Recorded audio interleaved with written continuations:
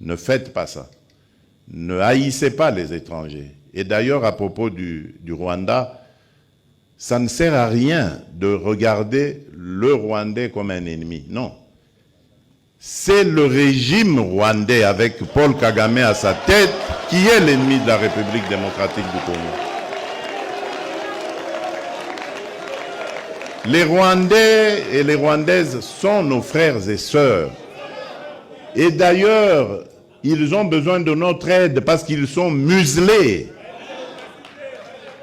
Ils ont besoin de notre aide pour se libérer.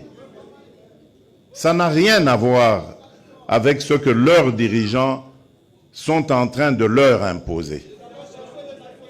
Donc, ne les regardez pas comme des ennemis, mais comme des frères qui ont besoin de notre solidarité pour nous débarrasser et débarrasser l'Afrique de ce genre de dirigeants rétrogrades qui ramènent les méthodes des années 60 et des années 70.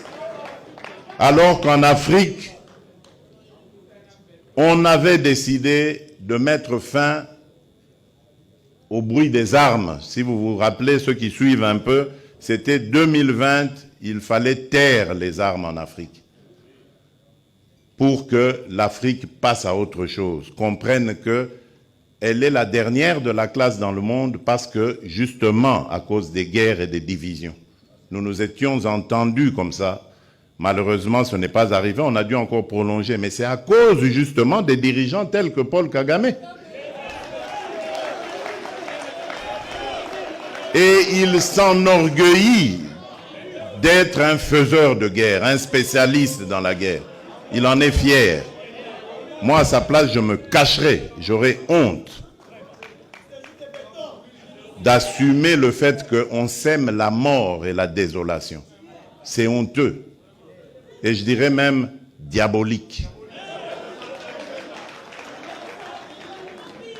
Nous n'allons pas manger de ce pain.